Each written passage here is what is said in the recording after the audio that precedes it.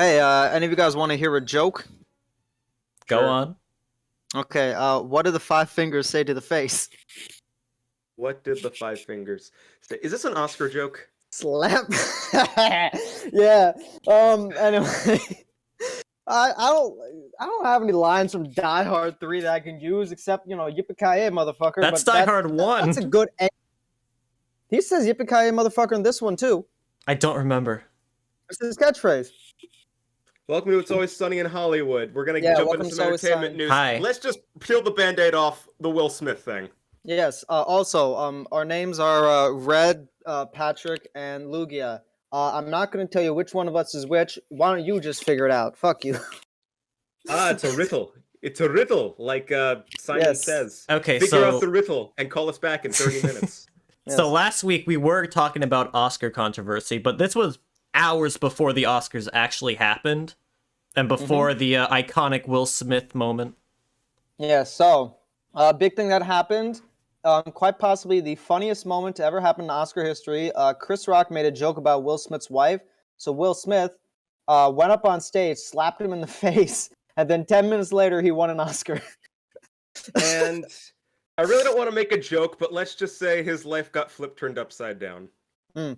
I hate Oh, myself. yeah, no, That's That's another what way is of actually- saying everybody hates Chris. Yeah. That's the His one. career actually is taking some dents though, because he had to resign from the Academy. Bad Boys 4 is apparently being put on hold because of the controversy, and it seems that whatever project he had with Netflix is also being put on hold because of the controversy. Maybe got canceled. So yeah, I find it really weird. Lots of people point out that there are people in the Academy who've done much worse things than Will Smith that didn't Mhm. face any consequences, and it really people are like. Really, just seems like all this shit's happening because it happened on live TV instead of behind closed doors, and then later got exposed. But A lot whatever. of people also thought this was staged, but if a lot of shows and such had to be shut down or put on hold because of that, then I don't know. That It seems was not pretty real to staged. me. It Yeah. was real. I did not watch the Oscars live. I was busy working on something for school, but my mom was watching it and I heard it from my room. And at one point I did hear the audio cut out and my mom just said, "What the hell?" And she called me and my dad down to be like, "You're not going to believe what just happened." Yeah, in And other countries, the audio didn't Nope, even get cut he out. did So it. like, there's a completely uncensored version in Japan and Australia. Yeah, he said, "Keep my wife's name out your fucking mouth," Mm. and he repeated it twice actually. Yeah. And that's basically the only thing everybody's talking about at the Oscars. A lot of people But seem to have a bunch of hot takes and opinions. I personally don't care because I don't know. Chris Rock doesn't seem to care, so like whatever. He took it like a Um, champ, you But know. it I'll was give him funny. that. Yeah, It was funny. but- Yeah. yeah, Chris Rock, he's like whatever. He's not pressing charges or anything. It's everybody else who's upset. Yeah. My opinion is that this was just the funniest shit I've ever seen, and that's it. I kind of wish people would move on by now, but I guess not. Yeah. Anyway, Because, um, other stuff did happen at the Oscars worth noting. yes. Like So Coda. Best Picture? won Best Picture, yes, which is pretty significant.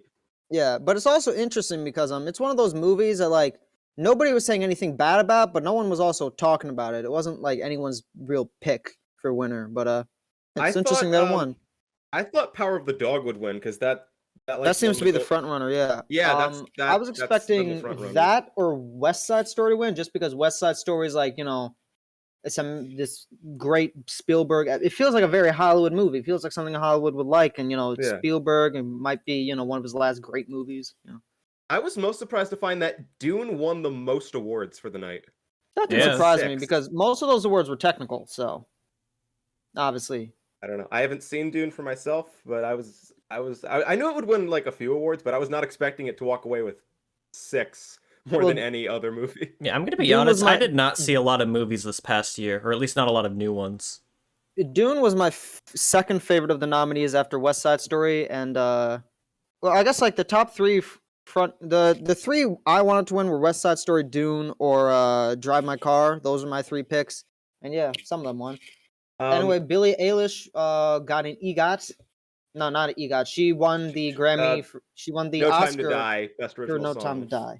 Yes, I was fully expecting that because it's won like every award it's been nominated for. Yes, but a lot of people thought Lin-Manuel Miranda was going to win because he is he only needs an Oscar to get an EGOT. And personally, thank you, Billie Eilish, for preventing Lin-Manuel Miranda from getting an EGOT. What do you have against Lin-Manuel Miranda? He's just annoying. I don't know. That's it. He I don't just know. annoys me. I'm just. I don't actually hate the guy on any I know personal you level. He do, just but, annoys me. I just think it's funny to me. You've dissed him a few times, and I'm like, what? It's what is very fun to make fun of him because he's a guy he's very easy to make fun of. I guess I don't know. Anyway, Samuel L. Jackson won his first Oscar. That's cool. Hey, ties. It's almost like this was relevant. Yes. Yes. Anyway, Breath of the Wild 2 has been delayed until next year, so that's a shame. A bunch of people quit the industry this week. Doja Cat said that what? I was gonna ask Lugia, does he have anything to say about the Breath of the Wild delay? Because I know he's a huge Zelda fan. I mean, I was expecting it. Having the game delayed is basically just what being a Zelda fan is all about. Let's be real. It happened with the first Breath of the Wild. Like, yeah, Nintendo a long was time like, ago. "We're sorry we delayed the game. Here's we're gonna release Skyward Sword on we're gonna release Skyward Sword now." So like that, it's kind of funny. I'm not surprised it happened. At the very least, Xenoblade 3 comes out this year, so I'll sink my teeth into that. At the moment, I think it'd be really funny if Breath of the Wild 2 got delayed again, and because of that, Nintendo was like, "Fuck, okay, we'll put Wind Waker on the Switch." Hell yeah, Dude, if They I know just, only. keep I know adding- you'd like that, Lugia. I would fucking love it if they would just port the HD remasters of Wind Waker and Twilight Princess. I know it's not gonna happen, but I really want them to do it. I think it'd be funny if Breath of the Wild got delayed so many times they end up releasing every single Zelda game onto the Switch, and eventually Breath of the Wild 2 becomes the Breath of the Wild 1 situation where it debuts on the old console and the new one. That would be the funniest response. I don't want that to happen though because I really, really want to play the game. Anyway. Yeah, a lot of people are leaving the industry this past week. Starting off, Doja Cat, rapper Doja Cat. She announced that she is, after she fulfills a few obligations, she is going to leave the music industry. Yeah, And she's only been in it for a few years, since 2014. And she's kind been of getting a just lot of recently got shit, big. and she's kind of said that she's not built for being famous because, as you know, when you get famous, you get a lot of shit, and Doja Cat's just been like, "Yeah, I'm not built for this. I do not want to be part of this like industry."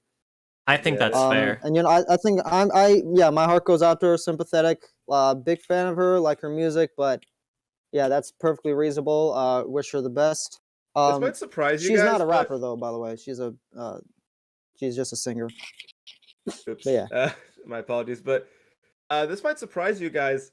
I'm actually a fan of Doja Cat, which I say she makes good music.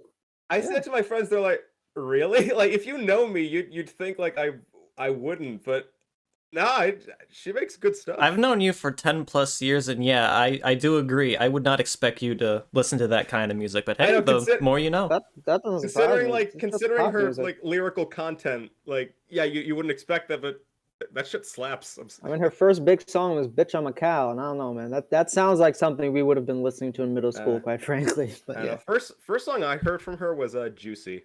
Isn't that Lizzo? That's dope. I keep it juicy. I eat that. If you could see it from the front, see it from the back. Oh yeah, she does have a song called "Juicy." Okay, my bad. Yes. I don't think I listened to that one, but yeah, that's how I came across her. I've heard some of her songs. Yeah, she's good. Thank you, Doja Cat, for your contributions. Good luck wherever you go next. Anyway, something that's relevant to this episode: Bruce Willis is retiring because of being diagnosed with aphasia. So a lot of the reasons for Bruce Willis's like recent career moves was because he was like acting while underneath this condition, and I think now he's just like, you know what, I'm just gonna retire. Best of luck to Bruce Willis. I am a huge Bruce Willis fan. I love a lot of pretty much all of his classic movies.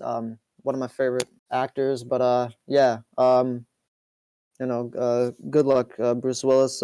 Wish you the best. Hope your health gets better. And speaking of legends, Jim Carrey announced that he will likely be retiring very soon. He can't retire now. He's Eggman. Well, he said after Sonic 2, he's likely gonna retire. Aren't they gonna be making a Sonic 3 though? They are, but it does raise the question: what are they gonna do? Yeah, are they gonna I think they recast can. Eggman as someone else or bring Jim Carrey back? I don't know. Time will tell. I don't think they're gonna need Eggman for the next movie. So What other Sonic villain would you think would be big enough to take over? I mean, I Mephiles. don't. I mean, you could have Shadow for like one movie, and then from then on, you can just have like one-off villains, like I don't know, Zavok. Uh, Zavok, everyone's favorite Infinite. Sonic character. Infinite. Yo, who Hey, remembers the Don't want to be Razor really, really Jin? funny. Don't want to be really, really funny That'll be funny. if they got Mike Myers to play Eggman Nega. I'm the cat in the hat. Oh yeah! Dirty hole. I'm sorry, baby. I love you. Jesus. Well, I don't know. I love you, Jim Carrey, who's the guy that played and Mike Myers. the Mask and Son of the Mask? Him Jamie as Eggman Kennedy. Nega. Jamie Kennedy is. Oh boy. Just like any character that played like something adjacent to Jim Carrey, just hire them. That'd be funny. Steve Carell. I don't know. Him and Jim Carrey have worked on a few movies together. Yeah. What's like an actor you think that's got like a very elastic face? Aside from Jim Carrey, I don't know. No, I'm gonna say Jack Black. Jack Black has a good energy to him. I think he could play Eggman, and that also could make he's fat. sense. Eggman looks more and more like Eggman like each movie. So maybe like the next movie they just cast like a fat dude. Jack Black as both Bowser and Eggman. Wow. Ooh, yeah. Play both iconic villains. Hell yeah. That's wow. That'd be something. And then he plays Cortex. I could see Sony that work eventually. actually. Yeah. Maybe. Actually, but I'm gonna say I think Jim Carrey fits better for Cortex. I'm surprised. Like, if they make a Crash movie, I would like Jim Carrey to play Cortex. But yeah, how would a Crash movie work? Like a silent comedy? No, you give Crash his You can give Australian Crash a accent that he voice. got from that Crash 2 commercial. yeah. No, I hate that commercial so much. What? I don't know that commercial. Uh, Is that the one? Is that the one where he jumps through the window? No. it's really awkward because it's very clear they did not give this man a script and he was just improvising and he didn't know what to do. Oh Crash wait, 2 no, wait. It's like, Make a oh, Crash it's movie, me. make a Crash movie, but have the guy playing Crash just be in that really weird Crash suit from the 90s. Yeah. commercials. They brought that back, I think, from I think it was either Crash 4 or the Insane trilogy. That'd be I'd pay to see that. Yeah, listen, they could just give like Crash a voice and just make a regular movie. I don't know. All right, have any of you guys seen the Fairly Odd Parents revival? I have not, Nope. and I honestly have no interest. All I know is Okay. that it's out. Yes, it's out. Very poor Flash animation. Yeah, and it's really bad. Lots of people are You talking seen it? about how there's this animated segment in like the last episode that's just so hideous. Have you seen the show? I saw an episode, didn't like it. 'Cause I was just curious and was like, yeah, there's there's a reason the show was canceled, and I'm actually kind of amazed Fairly Odd Parents went as long as it did. yeah, because like you could have ended it at like season 4 or season 6, but nah, they kept it going till actually let me check, like 9 seasons, 10 seasons, 10 Somewhere seasons. around there. Yeah. And I was like, man, that's like 4 seasons that no one cared about. I feel like people just stopped watching it around like 2010. Like I don't feel like I stopped caring around it. Like I never cared about it like past the 2000s. It's just beating a dead horse at this point. Yeah, like SpongeBob goes through a bunch of peaks and valleys, so like it's more justified why that's still around. And also like those first 3 seasons are evergreen. Like you can just replay that over and over again. But yeah. I found interesting that the Fairly Odd Parents thing, they just dumped every episode on Paramount Plus. So like I could have watched every episode, but I'm not watching every episode. It is bad. You have Paramount Plus? No. The secret Okay. ingredient is crime. The Fred secret Seibert was suicide. back on as a producer though, so that's kind of cool. You know, Frederator. Anyway, in some unfortunate news, Estelle Harris has passed away at 93. She's a pretty good comedic actor. You probably know her best for her appearances in Seinfeld, and also she played Mrs. Potato Head in the Toy Story movies. Oh. So rest in peace, Estelle. And this news is brand new. It happened like an hour ago, but Kirby won a Grammy. Hey, my boy! Yes. For context, basically the best arrangement and instrumental. Some orchestra or whatever, they did a cover of Meta Knight's Revenge from Kirby Superstar, and it won a Grammy. So that's pretty cool. It was that good, huh? I guess. But yeah, now that means people always crack jokes about how video game music isn't real music or whatever. Well, Kirby is now officially real music. That the Sonic Adventure soundtrack. Only Our, only two video game soundtracks that are valid from now on. our little puffball is growing up. Not only is he now in 3D, but he's also winning awards. Yep. I'm so proud of him. Yes, big year for Kirby. Well, it is Speaking of which, 30th anniversary. yes. Oh, really? Okay, huge year for Kirby then. Yeah, 1992 Happy was the 30. first game. Yeah. Indeed. Turned 30, won a Grammy, released one of their best games in a while. Hell yeah. And turned 3D also, yeah. Cool. I saw Morbius. Oh, Morbius. Hell yeah. Talk Wait, about people it. saw that Absolutely. movie? What? Dude, I have been shitposting Evidently. Morbius Hive on Twitter so much. Like, the Morbius memes are so fucking funny. Okay, so if you guys are enthusiastic to hear me talk about it, I'll say some things. Go ahead. Let me just start off. I had no interest in seeing Morbius. It's not because of like any particular reason. It's just it didn't interest me. But I was with some friends a few days ago, and I was hanging with some friends, and they're like, "You want to see Morbius just 'cause?" I'm like, "Yeah, sure. I got nothing else to do." I didn't like it. Yeah, duh. I went in Yeah. with no expectations. I did okay. It wasn't. I didn't hate it. It wasn't awful. It was just dull. Yeah. It's It not the was- goofy fun of the Venom No, movie. It's basically that's. I told my friends when we were done. We all agreed it was basically a less fun Venom 2. Yeah. It was like Venom It- 2 if it wasn't hilarious. Yeah, like And Venom gay. 2, Venom 2 isn't a great movie, but it's a fun one. It's a stupid, fun popcorn film. You can enjoy it. Are Yes, there and any it also- redeeming merits to Morbius? I did think. You know what? If it ends Jared Leto's career, I'm gonna call it a net win. I will say I did like whenever he was Morbius, there was like a smoke effect trailing behind him whenever he moved. That was cool.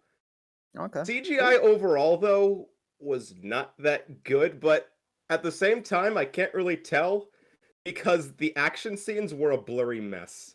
Every time an action scene kicked on, something was always blocking the screen, like bats or the aforementioned dust. Like I'm like, Oh. okay, they must know their CGI isn't very good because they're like covering it up whenever they can.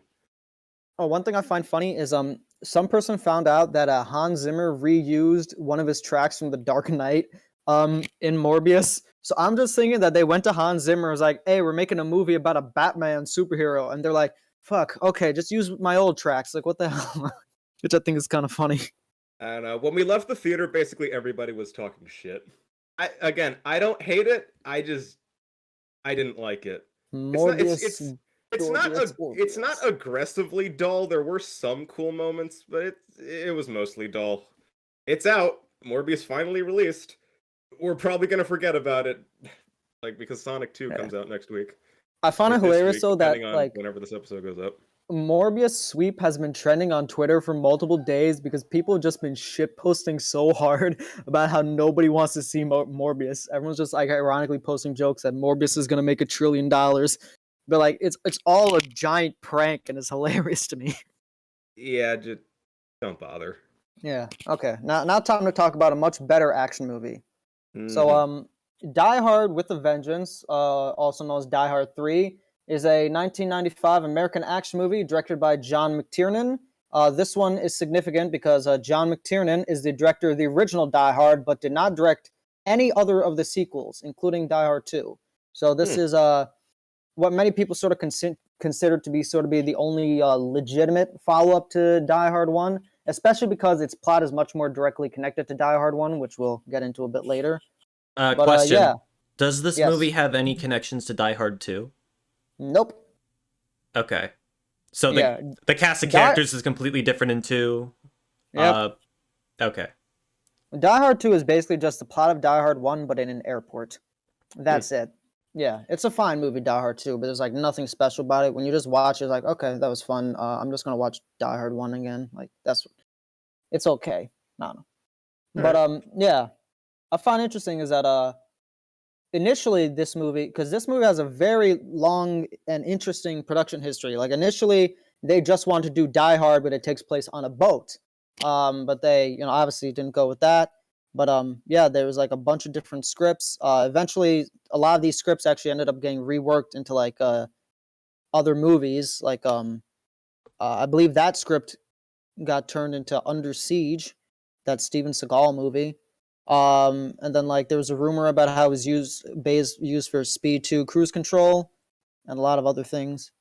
I know at one point this movie script was going to be a Lethal Weapon script, but then they changed it, which also explains why Bruce Willis's character is a little bit more down on his luck and like suicidal, because that's, if you've seen the Lethal Weapon movies, that's kind of Mel Gibson's character.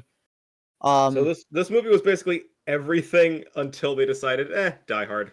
Yeah, they basically just like, this just got turned into a whatchamacallit, a Die Hard movie. It was never intended to be. Was it for marketing or? I think it was. I don't know. Probably, or maybe they're just like, let's just toss the McClane character in it, because they didn't like know how to make it work, and they were like, okay, maybe if we make it about John McClane, that'll make it work. But yeah. Originally the spec script was titled. Bring in John McClane. He'll bring in the money. Yeah, the original script was titled like, among the scripts that they finally went with, the original script was called Simon Says, which not surprising. So that was originally going to be a Brandon Lee movie, but unfortunately, Brandon Lee passed away on the set of The Crow, so that had to get reworked. And I think they're also were reworking Rapid Fire, another Brandon Lee thing. But basically, Simon Says was going to be a sequel to a Brandon Lee movie, but then they decided to change it into a Bruce Willis movie. When Warner Brothers tried to, buy the script, they were going to turn it into Lethal Weapon 4, but then Fox ended up buying it, and I guess they were like, okay, we're not going to make a Lethal Weapon 4, we're going to make a Die Hard 3, and yeah, so basically, you kind of get the point. Just a lot of hands, and yeah, honestly, it's kind of a miracle this movie turned out the way it did, but Lawrence Fishburne was originally going to play Zeus Carver, but he turned it down, so they gave it to Samuel L. Jackson. Now, what's funny is that Fishburne also turned down Pulp Fiction, so yeah, just How about two of the Was roles he that supposed to made be Samuel L. Jules? Jackson. Yes.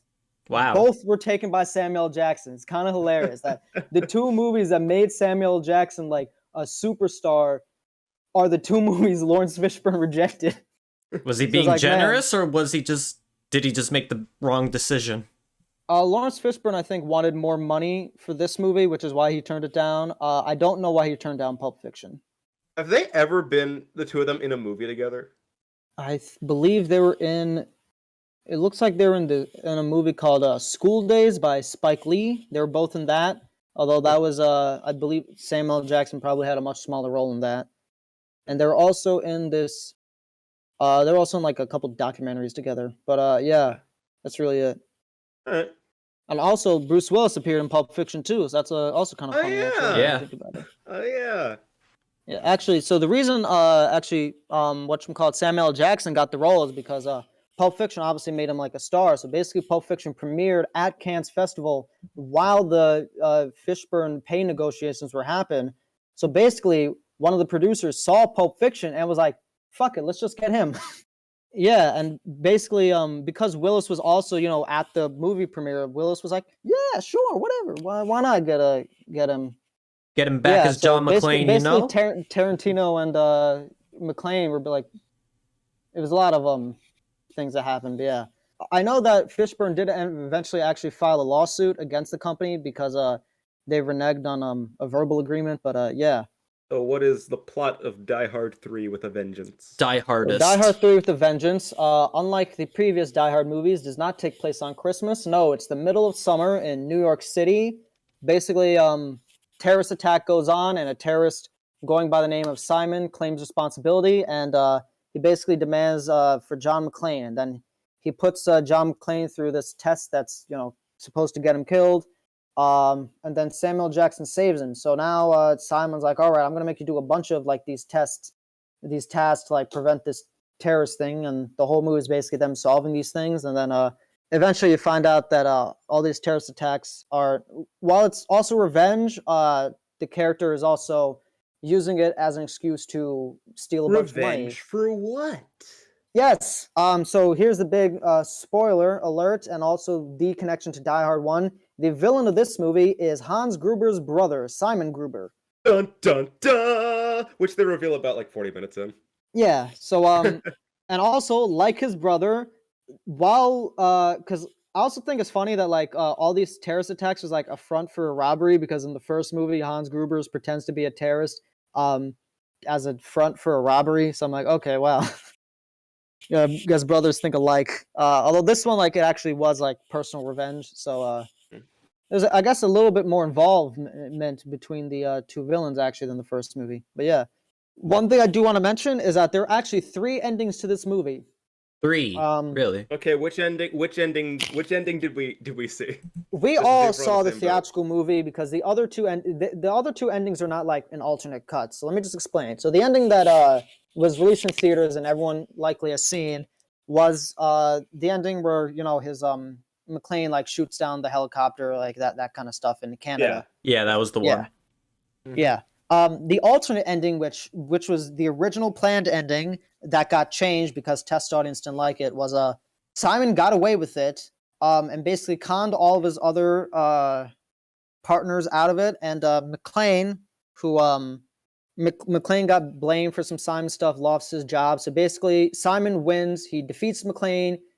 He screws out his partners and gets all the money. So McClane basically tracks him down. He takes out a bazooka or whatever, but takes and he plays a game. He's like, now we're going to play a game called McClane Says, instead of Simon Says. And basically, it's just a mind game and mixed with like a gambling thing. And ultimately, Simon loses and gets shot. Plot twist: Die Hard 3 is a prequel to Saw. Yeah, but no, that's not what it was. But like, it was just like, I know. Yeah, I'm just making a joke. It was joke basically a that game didn't of work. Russian roulette. Basically, it ended with a game of Russian roulette. But I really liked that ending. But like, they changed it because test audience, like, I guess, didn't like it because it was a bit, you know, they didn't like how like McClane was a bit like suicidal. Also, like they thought McClane was too dark because he was 1, suicidal, and 2, this was an active murder instead of self-defense. So that's why they changed it. But also, it didn't have, that wasn't like a big bombastic action climax.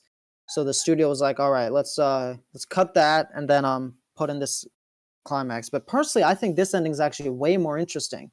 The scene is available on online, so maybe you guys can watch it like later. But and there was a second alternate ending according to the DVD commentary where oh, also, in the novelization of Die Hard with a Vengeance, the McClane Says ending is the one they have in the novelization, because again, most novelizations are based off the script, not, you know, the final movie. So yeah.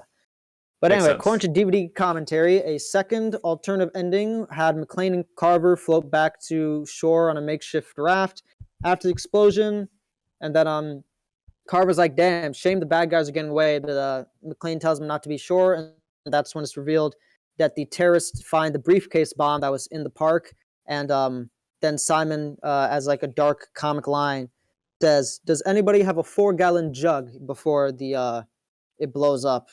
But yeah, so that was rejected because they thought it was too similar to the ending of Die Hard 2, where the villain boards a plane that later explodes. So they're like, "Oh, boards a plane that later explodes, boards a boat that later explodes. Too close," so they cut it. But yeah, the rocket launcher. McClane Says ending, that was actually filmed, so you can see that. But yeah.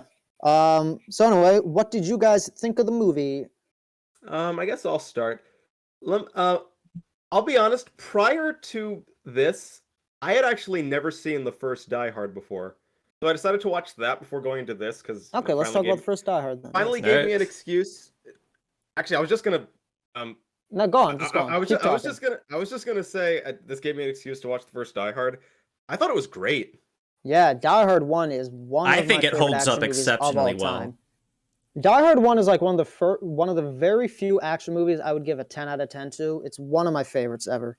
Like, I think it's like perfect, basically. So yeah. Yeah, I'm on the same boat.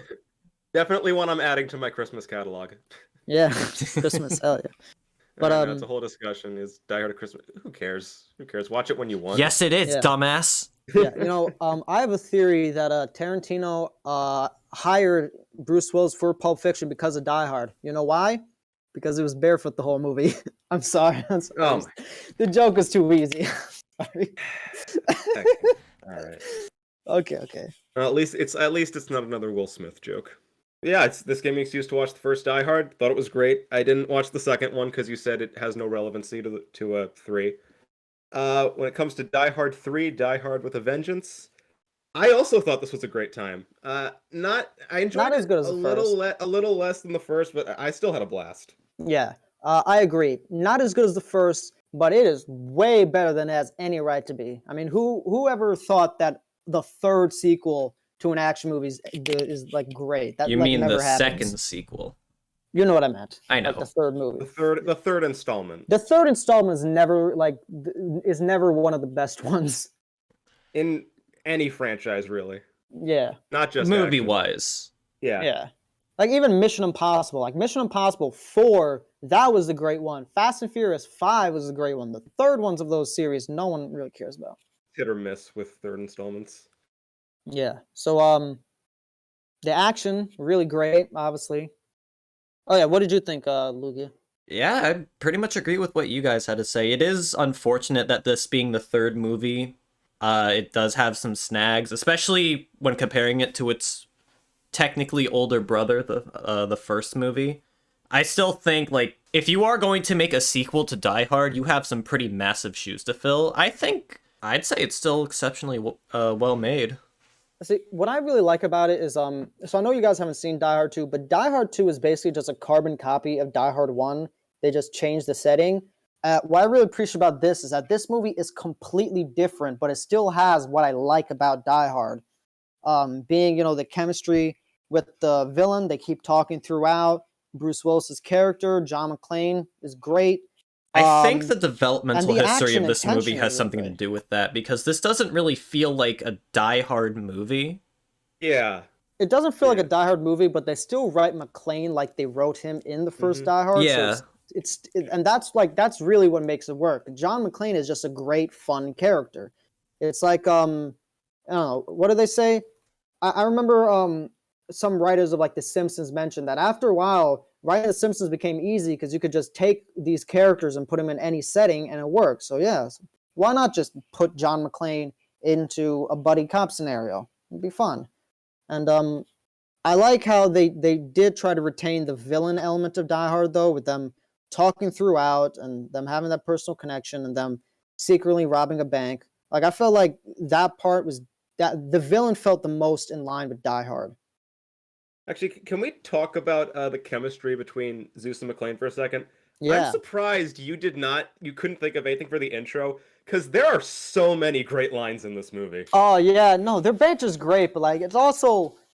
I just couldn't think of, like, one line that I thought would be a good intro. But, like, yeah, Zeus and McClane are great, and I was so disappointed when I found out that Zeus wasn't in Die Hard 4, because I really wish that, like... Oh, he wasn't?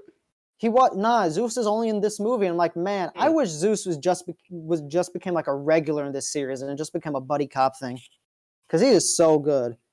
Actually, I'm not even a Lethal Weapon fan. Like, this is amazing.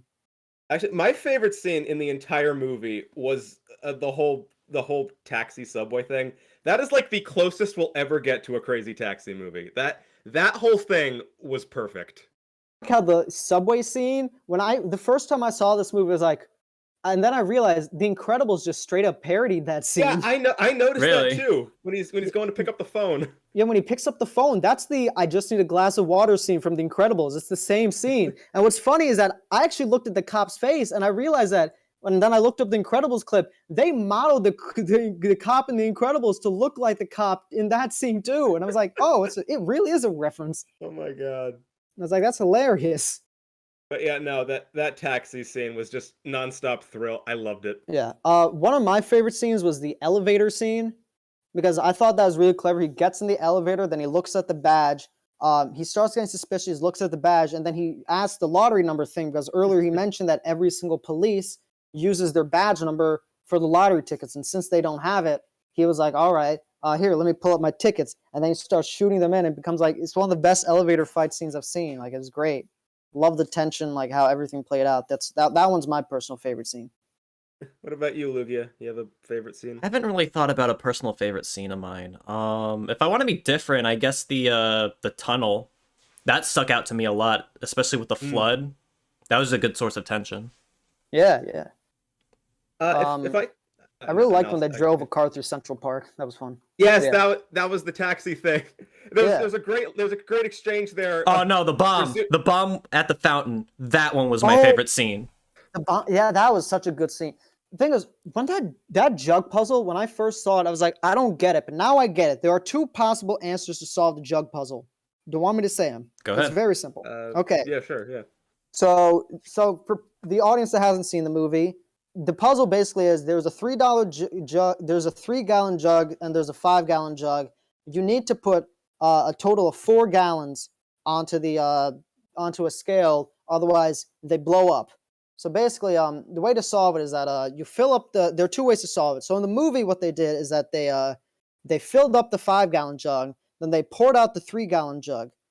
They poured that out into the 3-gallon jug, leaving 2 in the 5-gallon jug. Then they poured out the 3-gallon jug, and then they poured that 2 into the 3-gallon jug.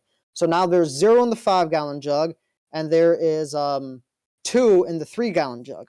And then they filled up the 5-gallon jug, and then they poured that until the 3-gallon jug was filled, which would mean that there is now 4 gallons left in the 5-gallon jug. That's how they did in the movie. But I was so confused at first because I was like, I don't get that, how they were doing it. You can't math. But because in my head, the way I always solved it is that I would fill up the 3-gallon jug, pour it in the 5-gallon jug, then fill the 3-gallon jug again, pour it in the 5-gallon jug, leaving 1 gallon into the 5-gallon jug.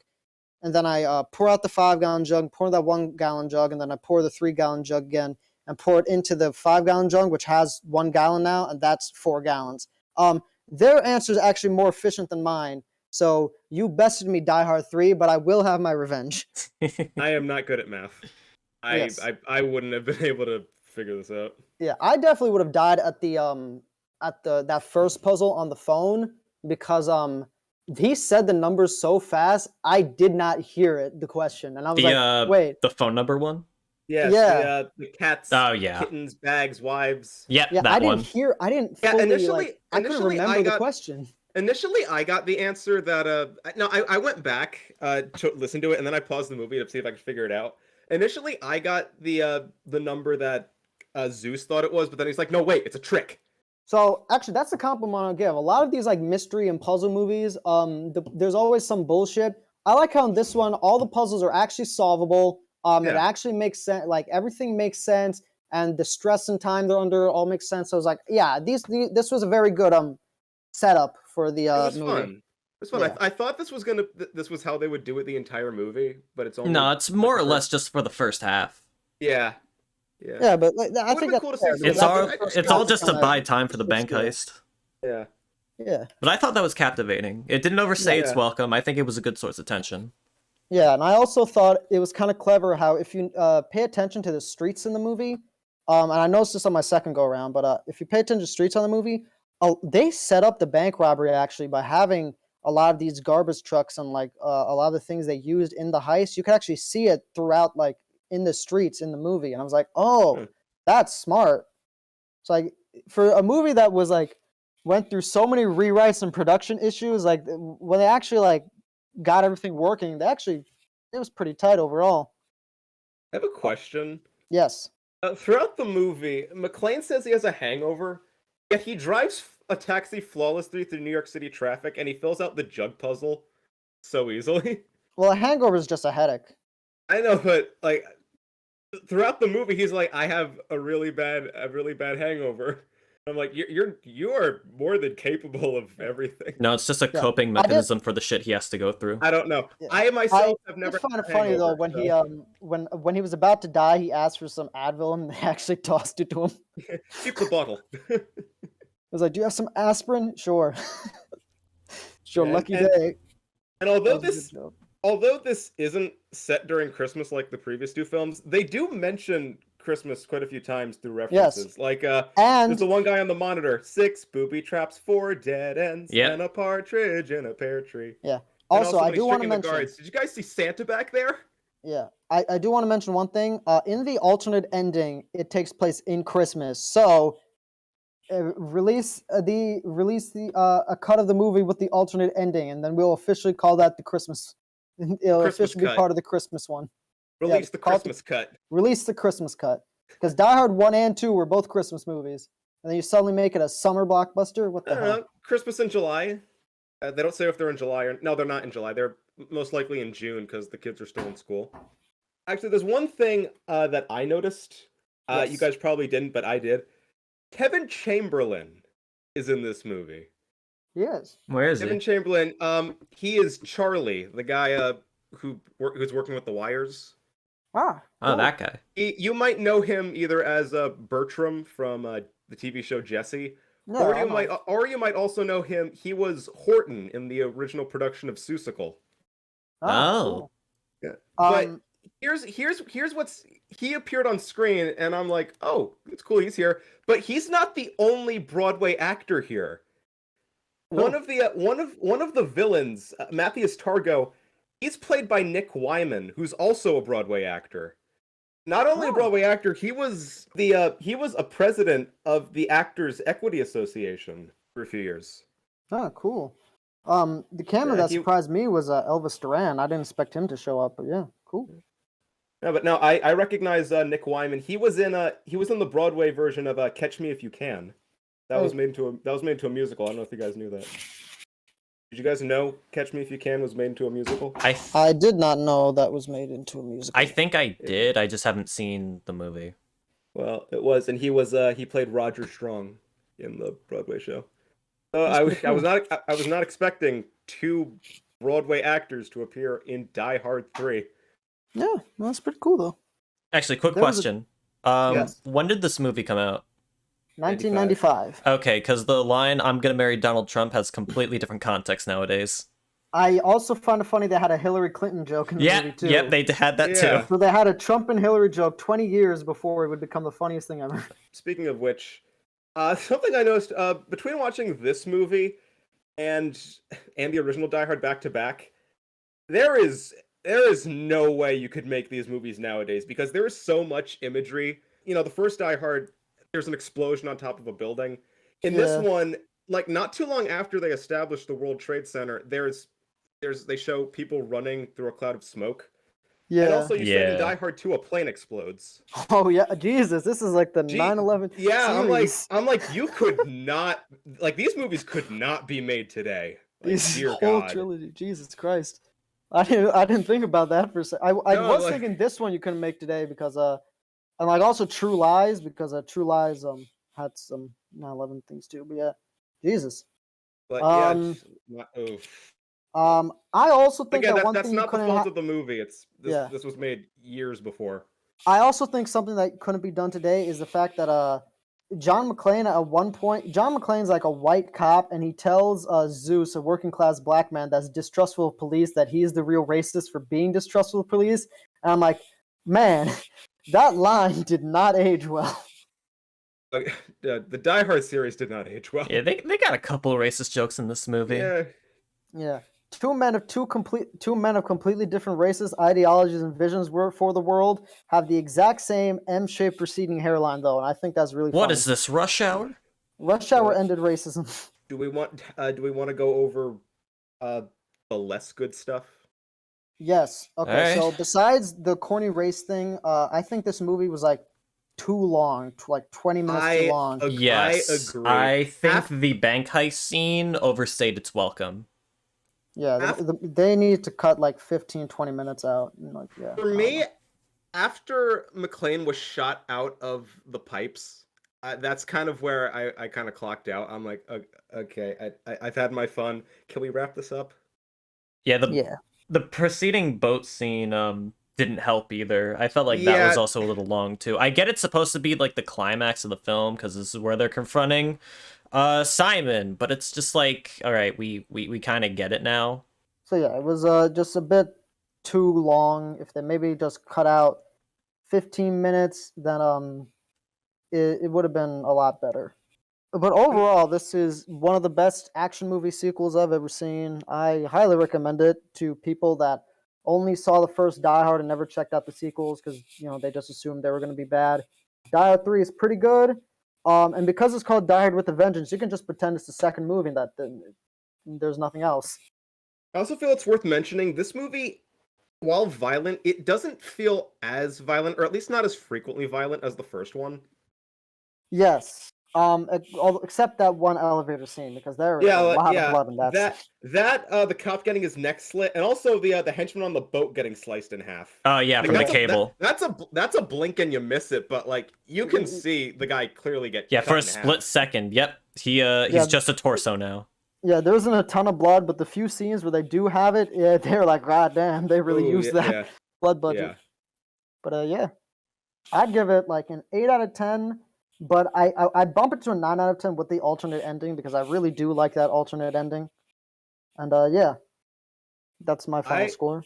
I was honestly not expecting to like this movie as much as I did. I still prefer the original Die Hard by like a little more, but this was still a blast. This was such a fun time. The original Die Hard's like Matrix 1 level of like great perfect action movies, like Jaws. Like Die Hard 1 is like up there with like Jaws and The Matrix is like two of the best action movies ever made.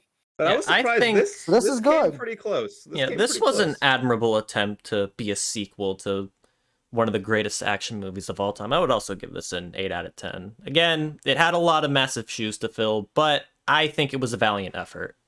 Yeah. If you like this movie, some movies you can obviously check out are the Lethal Weapon series. It was gonna be Lethal Weapon 4, so obviously you can tell that it's got a lot in common with the actual Lethal Weapon movies. I would also recommend The Last Boy Scout because The Last Boy Scout is a movie where Bruce Willis plays a similar depressive, drunk cop, and it's a buddy cop movie with Marlon Wayans. So like they're very similar. They're even shot kind of similar. So like honestly, I would say that this movie feels more like a sequel to The Last Boy Scout than it does Die Hard. But yeah.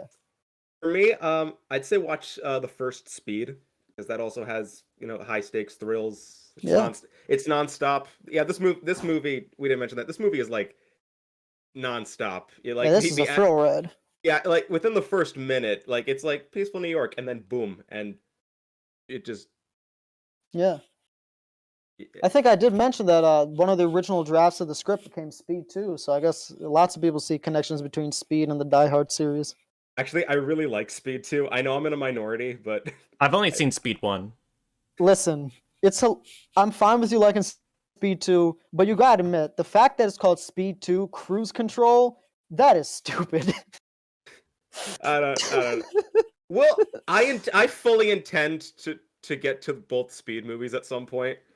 So we'll cross that bridge, or we'll crash right into that bridge when we get to it. Speed 2. I expect you to like pull up a bunch of obscure like action movies. Like if you recommend Sahara one day, I'll be like, you know what? I didn't expect that, but I kind of did.